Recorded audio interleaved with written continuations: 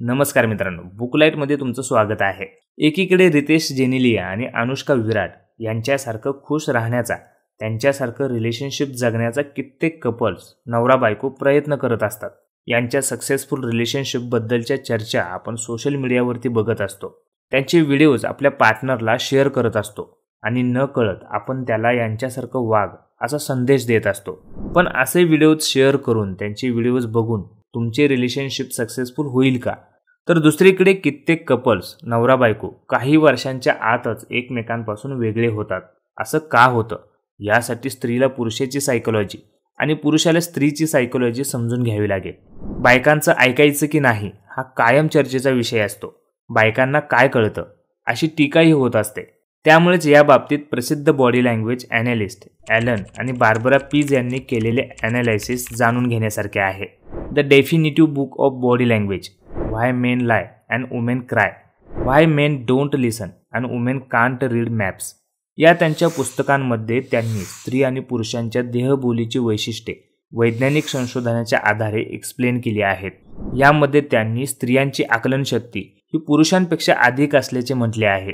शिवाय स्त्रिया पुरुषांना काही सांगू पाहतात तेव्हा त्यातला महत्त्वाचा भागच पुरुषांना का कळत नाही याचे एक्सप्लेनेशन दिले आहे. लेखकांनी स्त्रियांच्या मेंदूची रचना अनेक गोष्टींवर लक्ष देण्यासाठी कशी पूरक असते हे दाखवून दिले आहे. स्त्रियांच्या या विशिष्ट रचनेमुळे त्या अनेक गोष्टी एकाच वेळी सांभाळत असतात.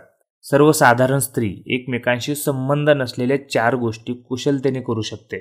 म्हणजे ती टीव्हीवरचा कार्यक्रम पाहताना फोनवर बोलू शकते. त्याचवेळी तिच्या मागे काय संभाषण चालू आहे याकडेही तिचं लक्ष असतं आणि कॉफी पिता पिता ते हे सगळं करत असते. संभाषणात एकमेकांशी संबंध नसलेल्या अनेक विषयांवर बोलताना ती विषय बदलण्यासाठी आणि काही गोष्टी ठासून सांगण्यासाठी आवाजात 5 प्रकारचे चढउतार करते. दुर्दैवाने बहुतेक वेळा पुरुषांना त्यातले फक्त 3च प्रकार आत्मसात करता येतात. जेव्हा स्त्रिया पुरुषांना काही सांगू पाहतात तेव्हा त्यातला महत्त्वाचा भागच त्यांना कळत नाही. ॲलन आणि बार्बरा पीज यांनी आपले म्हणणे पटवून देण्याकरिता मेंदू संदर्भातील एका संशोधनाचा दाखला दिला आहे. या संशोधनात एक महत्त्वाची गोष्ट आढळून आली, ती म्हणजे या ग्रहावरच्या कुठल्याही पुरुषाला संवादात नामोहरण करण्याइतका स्त्रियांचा मेंदू सुसज्ज असतो.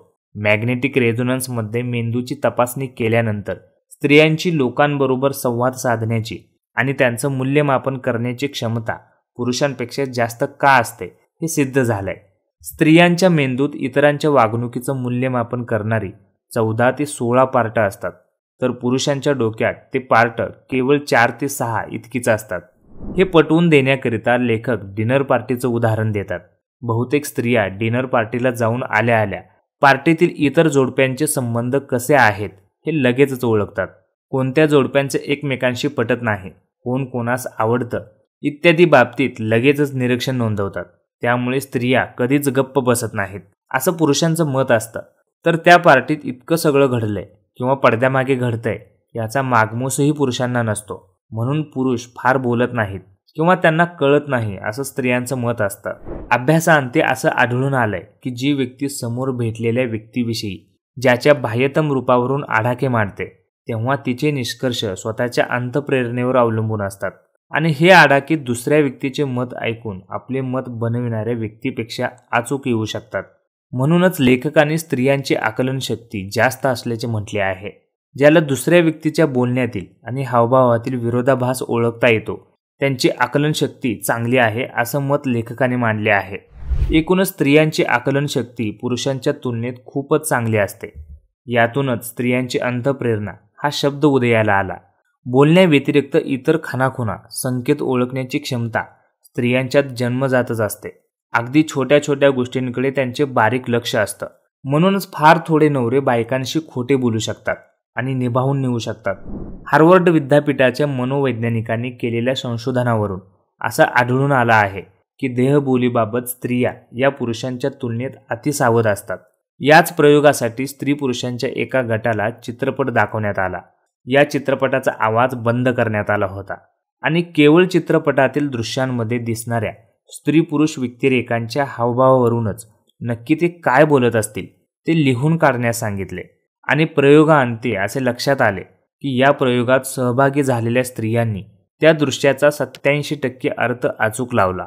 तर पुरुषांमध्ये हे प्रमाण केवळ 42% इतकेच होते. शिक्षण, पालनपोषण, कला, रुग्णसेवा या सर्व क्षेत्रांमध्ये काम करणाऱ्या पुरुषांनी स्त्रियांप्रमाणेच प्रतिसाद नोंदवला. शब्दांविना भाव जाणून घेण्याची क्षमता स्त्रियांमध्ये नैसर्गिकरित्या असते, कारण निसर्गाने त्यांना आई होण्याचा मान दिला आहे.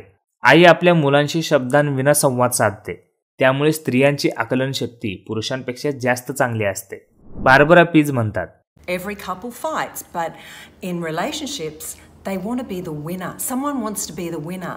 And when someone is a winner, there's a loser, and it's the relationship. Because if you think you've won, you haven't won. All you've done is you've made the other person upset. So the solution to this is you find a solution that both parties are happy with. रिलेशनशिपमध्ये जवळजवळ सर्वच couple भांडण करत असतात, पण त्या भांडणात दोघांनाही जिंकायचं असतं.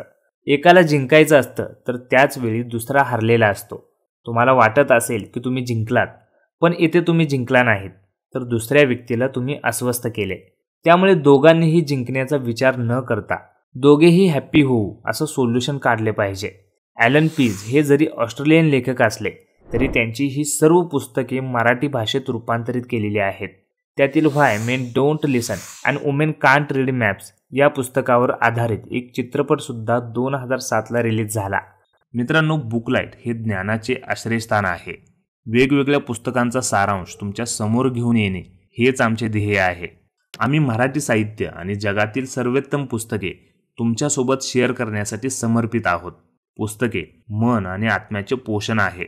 या वेगवान जीवनात आपल्या ज्ञानाचा चक्षू वाढवायचा आणि स्वतःची पर्सनॅलिटी डेव्हलप करायची राहून जाते.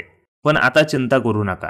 ज्ञानाच्या माध्यमातून परिवर्तन घडवण्यासाठी बुकलाईट चॅनल तुमच्या सोबत आहे. वाचन हे काही मनोरंजन नाही, हा एक प्रवास आहे जो तुमची क्षितिजे विस्तृत करतो. पुस्तकांचं आणि तुमचं नातं पुन्हा फुलवण्यासाठी बुकलाईट चॅनलला सबस्क्राईब करा आणि नोटिफिकेशन बेल ऑन करा, म्हणजे आम्ही शेअर केलेल्या पुस्तकांचा सारांश व्हिडिओ रूपामध्ये तुमच्यापर्यंत पोहोचत राहील. धन्यवाद.